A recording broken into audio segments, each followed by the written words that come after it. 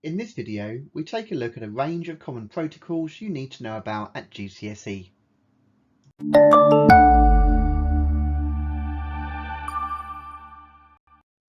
So first, let's look at what a protocol actually is. Let's use this simple analogy. On the left, we have someone speaking German, and on the right, we have someone speaking English. These are the only languages these two people know, so when they try to communicate, they're unable to do so. But what if the person on the left was bilingual? They can speak German and they can speak English. They now share a common language, and so the two people can communicate. This is the principle of a protocol, a set of rules that allow two devices to communicate in some way.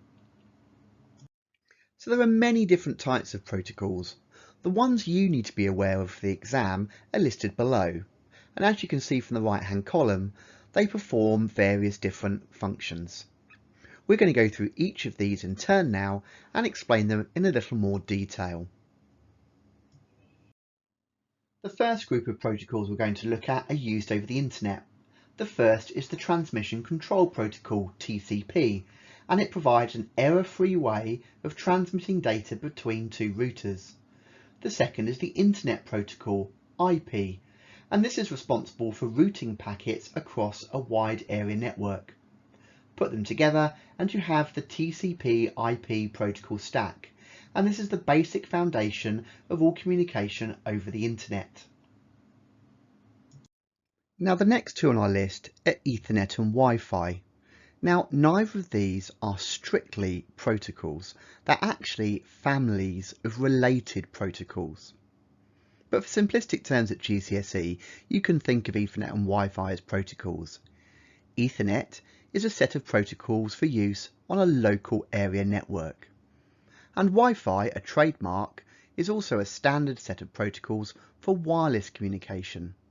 The generic term for networks which make heavy use of Wi-Fi are WLANs. How Wi-Fi and Ethernet work is actually covered in a little bit of detail towards the end of our video on topic 4, wired and wireless networks and performance. Now let's take a look at HTTP and HTTPS. The Hypertext Transfer Protocol, HTTP, is a way for a client and server to send and receive requests for and delivery of HTML web pages. It is a fundamental protocol of the World Wide Web.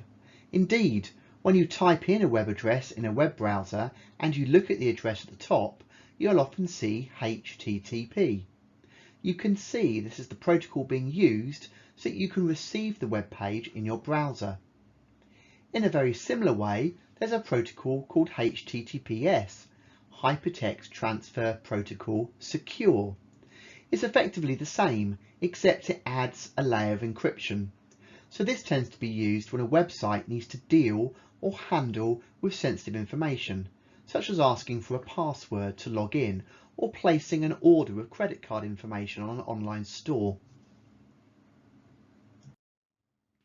The File Transfer Protocol is a protocol used for sending files between computers normally on a wide area network.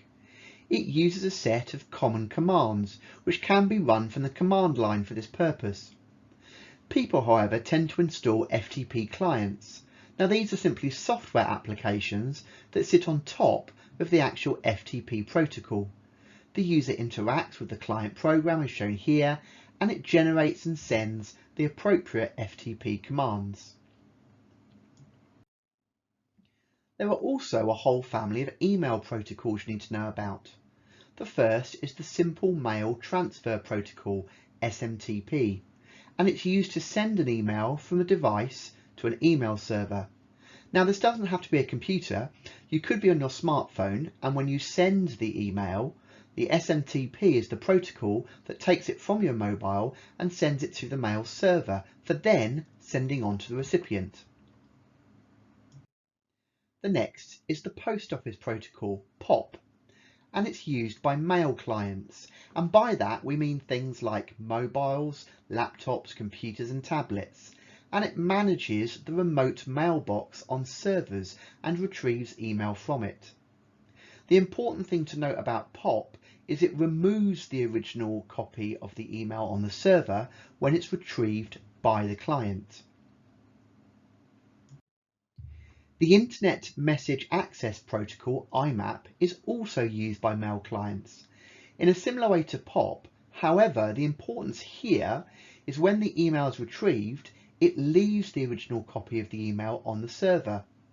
So in this example, I'm out in town and I log onto my mobile phone to check my emails. Now I'm assuming I've got a Wi-Fi or 4G signal.